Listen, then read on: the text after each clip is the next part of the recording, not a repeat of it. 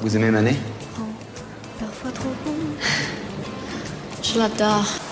Ça, c'était le moment que j'ai commencé à aimer Paris. Et le moment que j'ai senti que Paris m'aimait aussi. This is unbelievable. There's no city like this in the world. Actually, Paris is the most beautiful in the rain. So you're single in Paris? You don't come to Paris to be good. Paris is the most exciting city in the world, and you never know what's gonna happen next. Hello tout le monde et welcome back sur ma chaîne. Bon les amis, ça fait très longtemps qu'on s'est pas retrouvés pour une petite vidéo posée sur un sujet de culture ou de mode. Aujourd'hui, on va parler de l'idéalisation de Paris dans le cinéma. Pour beaucoup, Paris c'est synonyme de mode, de glamour, de luxe, de raffinement, et ce, en partie grâce à l'industrie du cinéma. Alors d'où vient cette image très romantique et très exagérée de Paris et pourquoi elle peut poser problème? C'est ce que nous allons voir aujourd'hui. Alors, dans une première partie, j'aimerais évoquer la fascination assez ancienne et internationale de Paris qui nous vient en partie de la littérature.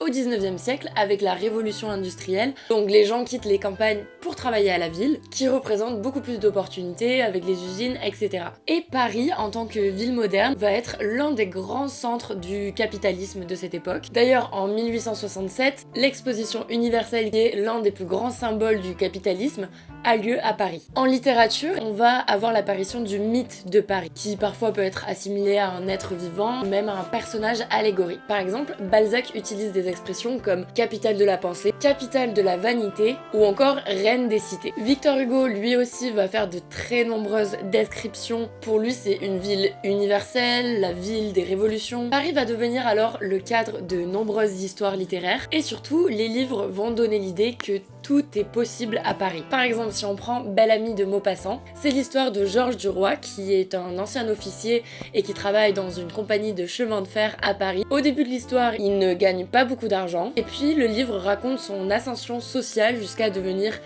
quelqu'un et d'être relativement fortuné. Georges Duroy, c'est ce qu'on appelle un arriviste, et ce genre de roman, même si à la base c'est plutôt satirique de la part de Maupassant, ça donne quand même cette idée que à Paris on peut se réinventer, s'inventer une nouvelle vie, devenir quelqu'un d'autre et puis percer, comme on dit aujourd'hui. Et enfin, avant d'entrer dans le vif du sujet, on peut aussi rappeler que Paris, ça a été la terre d'accueil entre guillemets de la génération perdue. Donc ce qu'on appelait la génération perdue, c'était un regroupement d'auteurs et d'artistes venus des États-Unis pendant l'entre-deux-guerres, et donc dans cette génération perdue, on avait par exemple Ernest Hemingway, les Fitzgerald, T. Eliot, ou encore le peintre Salvador Dali ou le photographe Man Ray, donc plutôt des pointures, on va dire. Et donc cette petite commu d'artistes, si je puis dire, se retrouvaient dans des bars à Paris, des clubs de jazz, ils faisaient la fête, et on peut penser notamment au livre Paris est une fête de Hemingway, dans lequel l'auteur a évoqué toutes ces rencontres-là, mais aussi sa vie à Paris, les différents lieux qu'il visitait et qui l'inspiraient, comme le quai des bouquinistes au bord de la Seine, la rue Mouffetard, ou encore le café-restaurant La Closerie des Lilas. Donc certes, la littérature a déjà contribué à créer une image assez idéalisée de Paris, mais à la différence du cinéma, eh bien, les auteurs avaient quand même une certaine lucidité vis-à-vis de ce cadre de vie de leurs personnages, et donc ils n'en faisaient pas une peinture toute rose. Par exemple, dans Bel Ami de Guy de Maupassant, on a la satire des arrivistes. Victor Hugo mettait en lumière les inégalités entre les différentes classes, la misère de la classe ouvrière, etc. Donc, maintenant qu'on en a fini avec la littérature, on peut rentrer dans le vif du sujet, comment le cinéma idéalise Paris, et plus particulièrement le cinéma hollywoodien.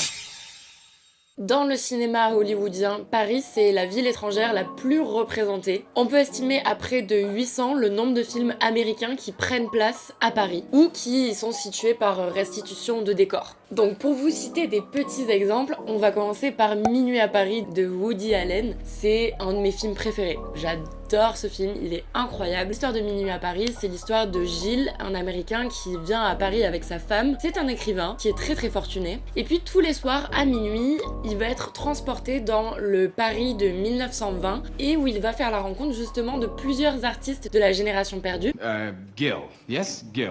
Gil Pender. Gil Pender. Hemingway. Hemingway? You like my book? Liked? I loved. All your work. Et donc ce personnage va très souvent se perdre la nuit dans les rues de Paris, sous la pluie. Il y a beaucoup de pluie dans ce film, et la pluie, évidemment, est romantisée. Ça ne pose absolument pas de soucis au personnage, bien au contraire. Je peux vous dire que Paris sous la pluie, c'est plutôt chiant, surtout quand tu te tapes une semaine où il pleut 5 jours sur 7. Et donc Gilles va vivre dans deux Paris différents, le Paris de 1920 et le Paris actuel, mais même le Paris moderne ne retranscrit pas la réalité parce que les personnages sont très fortunés, donc ils vont dans de très bons restaurants, de très beaux hôtels, donc tout ça c'est bien joli mais ça ne représente pas la réalité de la majorité des Parisiens. Ensuite, comment faire cette vidéo sans mentionner la dernière série à succès en date, donc Emily in Paris. Je pense qu'on a vraiment fait fort en termes d'idéalisation de Paris avec cette série. Un des aspects les plus oubliés dans cette série, je pense, c'est l'aspect pécunier. Paris, on le sait, c'est une ville extrêmement chère, les loyers sont parmi les plus chers du monde, mais l'argent semble être cadet des soucis de Emily. Alors une chose qu'ils ont à peu près bien fait avec cette série, c'est qu'ils n'ont pas donné à Emily non plus un appartement haussmannien immense. Au début de la série, l'agence lui dit qu'elle va avoir une chambre de bonne. Une chambre de bonne à Paris, s'il y en a qui savent pas, c'est souvent situé au dernier étage. Ça fait entre 10 et 15 mètres carrés. Et puis souvent, les toilettes sont sur le palier. C'est ce que j'avais en césure il y a 2 ans. Donc là, le logement d'Emily in Paris n'a rien d'une chambre de bonne non plus, même si ce n'est pas non plus un appartement haussmannien. Donc encore une fois, de quoi donner une fausse image de la réalité des Parisiens aux étrangers. Autre chose, en 3 saisons, Emily Cooper n'a jamais pris un métro. À croire que Paris est un petit village où on peut tout faire à pied et où on rencontre des connaissances à tous les coins de rue. Et enfin, un dernier aspect de l'idéalisation de Paris mise en avant par cette série, c'est la mode, tout simplement. Parce que Paris, ça a beau être la capitale de la mode, les Américains ont tendance à vouloir imposer leur vision de la mode parisienne dans leurs films ou leurs séries, avec des gros bérets rouges, des héroïnes habillées en full Chanel. Donc c'est particulièrement dommage, je trouve, cette idéalisation avec Emily in Paris. Cette série avait un gros potentiel satirique, sachant qu'il s'agit d'une comédie, une série un peu légère. Ils auraient pu à fond pousser la satire et montrer les mauvais côtés de Paris et en parallèle la désillusion de Emily. Emily, même si elle a été déçue les premiers jours en arrivant à Paris, elle essaye quand même d'imposer sa vision d'américaine et n'essaye pas du tout de s'adapter à la culture française. What are you doing? I've been here since 8:30. Pourquoi? We open at 10:30. And I think the Americans have the wrong balance. You live to work. We work to live. On continue avec un autre film, mais cette fois c'est un film français. Donc c'est Le Fabuleux Destin d'Amélie Poulain. Et c'est vraiment un Paris carte postale que ce réalisateur nous a proposé, avec des filtres sépia tout le long du film. Un Paris qui a été nettoyé, les tags et les graffitis enlevés avant qu'on tourne les scènes. On voit très peu de voitures. Enfin bref, un Paris qui pourrait être un Paris des années 50 ou 60, alors que l'histoire est censée prendre place dans les années 2000-2010 quoi.